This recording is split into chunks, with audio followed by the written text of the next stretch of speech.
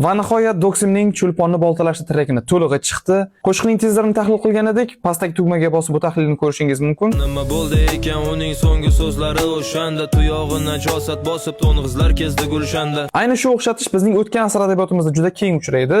Ayniqsa Muhammad Yusuf ijodida uning bir she'rida cho'chqa bosib ketdi mening dalamni deyilganda ham aynan rus bosqinchilari nazarda tutilgan va Doksim ham rus bosqinchilarini to'ng'izga o'xshatyapti. Qurbonjon dodxo misoli Madamin bekni aldashdi 1938 Cho'lponni boltalashdi. Qurbonjon Dodxo va Madaminbek ularning ikkalasi ham turli davrda yashagan bo'lishlariga qaramasdan rus hukumati bilan tinchlik muzokaralarni o'tkazishga majbur bo'lishadi, chunki kuchlar noteng edi va bu sulh ikkala tarixiy personaj uchun ham ayanchli fojiali yakun topadi. Usmonga nasib etmadi o'z yurtidan bir mozor, hurlikni orzu qilgancha o'tdi tuprog'iga zor. Qo'shiqning bu qismida esa shoir Usmon Nosirga ishora bor, chunki Usmon Nosir surgunda vafot etgan, unga o'z yurtida dafn etilish nasib qilmagan, uni Kemerovo oblasti Suslova qishlog'ida Rossiyada surgunda dafn etishgan. Qaylarda qoldi nari tortgan pahlavonlaring, qabri oyoq ostida toptaldi bobolaring. Bu misra ham bejizga aytilmagan, chunki jadidlarimiz otilgan va juda ko'p o'g'illarimiz qatl qilingan qatlgohlar joylashgan o'sha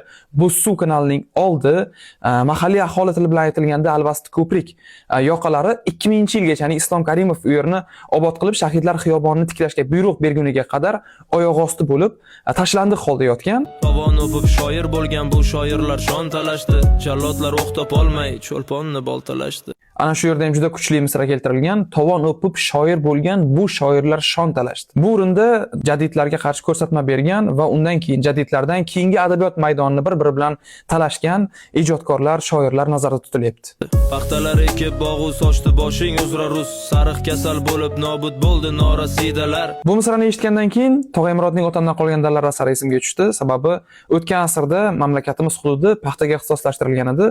Rus bosqinchilari shu paxtaga erishish uchun yosh go'daklarni paxtaga jalb qilishdan tashqari, ularning ustidan dori sepishdan ham qaytishmagan. Olmoniya bag'ridan qaytolmadi toliblar, qaytganlari otildi, qilt etmadi qotillar. Ana endi bu o'rinda Buxorodan Germaniyaga tahsil olish uchun yuborilgan 70 nafar talabaga ishora qilingan. Ularni rus hukumati demak ortga qaytarishga juda ko'p harakat qilgan, qaytganlarini qatl qilgan, qaytmaganlar esa uzoq vaqt vatanidan uzoqda yashashga majbur bo'lishgan. Bu orqali Turkiston eng oxirgi umididan ayrilgan, chunki ayni shu talabalar yurtga qaytgach vatanni rivojlantirishi, millatni taraqqiy ettirish kerak edi. Umuman olganda qo'shiq ayni bir mavzuda emas, bu rus bosqinining umumiy kartinasiga berilgan qisqacha izoh deyish mumkin. Nima bo'lgan taqdirda ham qo'shiq juda ajoyib chiqqan, menga juda yoqdi. Doksimga ofarin.